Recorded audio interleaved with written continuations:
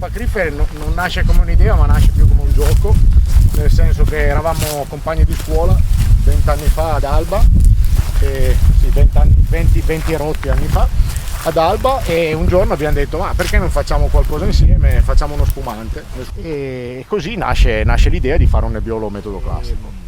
No, quindi Erpacrife, da dove viene questo nome Erpacrife? Non è una pianta esotica, non è una divinità indù, è un nome semplicissimo che a 20 anni ci è venuto in mente così.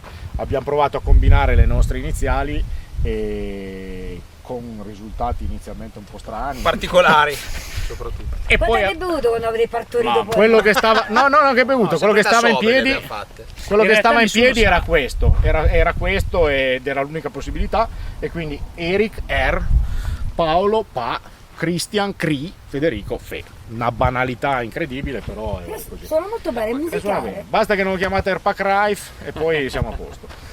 Si chiama Erpacrife, estremamente italiano. Il nostro spumante penso sia uno dei pochi spumanti che sull'etichetta è tutto indicato in italiano. Non c'è né Padosé né extra dry. Il nostro si chiama metodo classico, si chiama dosaggio zero.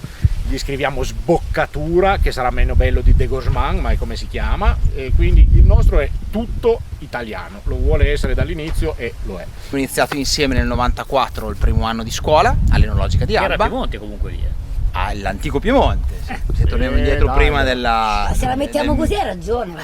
Giusto, ragazzi, vero. Era nel Piemonte. Ma se la mettiamo così Roma, guarda era già predestinato. Abbiamo un po' di diatriba tra me e lui col discorso della storia tra l'Oltrepò e il Piemonte. Comunque, e tutte le nostre pratiche enologiche sono sempre nate da noi, perché la cosa che ci teniamo particolarmente era farlo tutto. Infatti noi stessi abbiamo cercato di diventare quelli che fanno tutte le pratiche enologiche all'interno, dalla sboccatura, il tiraggio e tutto quello che è legato al nostro prodotto.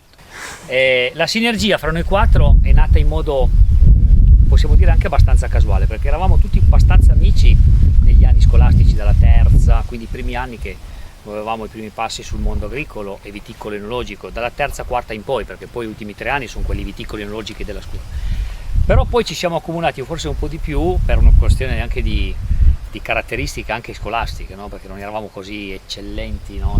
nelle materie tipo soprattutto umanistiche, no? Comunque, per concludere il discorso di prima, che ci tenevo particolarmente dal punto di vista, perché io ultimamente, sarà poi la vecchiaia, non lo so, divento un po' romantico andando avanti, no?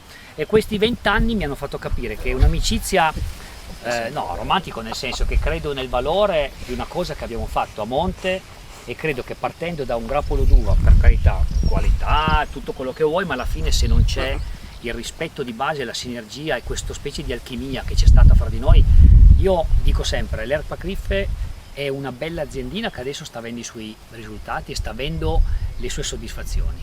Però io sfido qualsiasi tipo di azienda, ma non solo in Piemonte, anche in giro, ad essere 4 persone che vengono da 4 famiglie diverse, in 4 zone diverse, con 4 mogli diverse. Quindi proprio ci si trovava con una frequenza settimanale, e detto da me che vengo a 150 km da qua, era un impegno importante.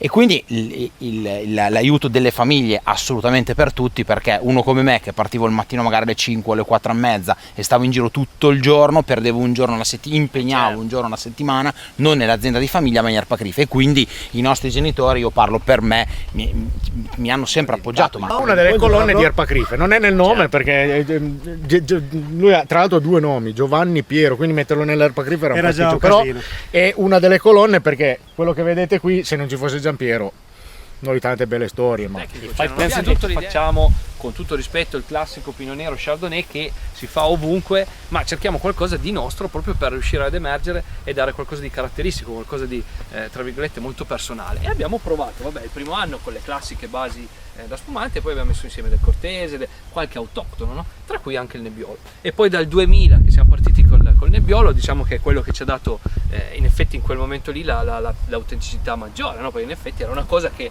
fatto in quel modo, io ci tengo sempre a dirlo, noi non siamo, perché tanti ci dicono siete i primi ad aver fatto Nebbiolo spumante, non è che siamo stati i primi, perlomeno siamo stati tra i primi, mettiamola così, perché è sempre brutto, chi si loda si imbroda, a riproporre il Nebbiolo spumante in una versione in effetti come una base spumante ad hoc. Noi non è che facciamo un'espressione di base spumante per poter ottenere un vino da un territorio, noi prendiamo una vigna che è questa qua, di E quanti Giampiero, ettari sono? Che già lo so. 1,5 ettari. Ecco. Prendiamo una vigna e da quella vigna escono tot bottiglie e da tot litri, da quei litri facciamo tot bottiglie che come fosse, non so, per Federico fare dalla vigna della Salmassa il suo buon Barolo piuttosto che Christian, la sua base spumante dal suo vigneto, Eric il suo moscato, io dalla mia vigna fare la mia Barbera.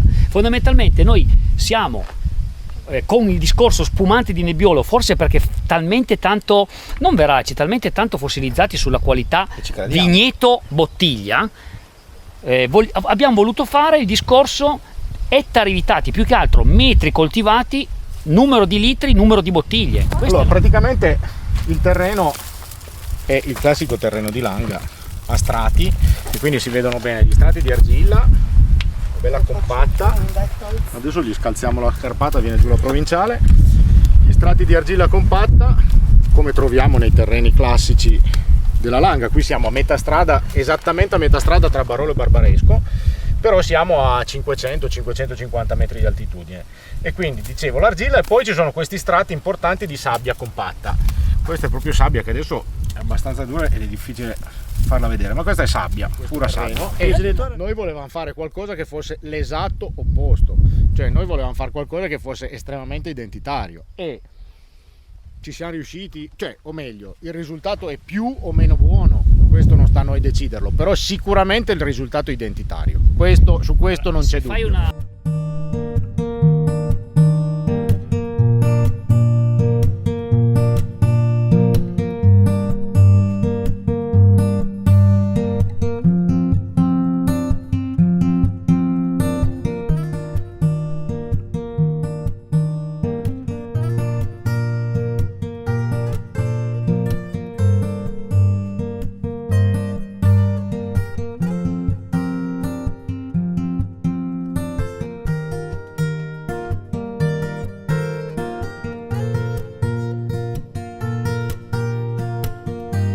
Noi ci abbiamo un po' anche cazzeggiare con voi. Chi andava bene in classe e chi invece era... Io e lui eravamo le due pippe e loro due quelli bravi. Funzionava così. detto! Passo. Vabbè, adesso la spinta.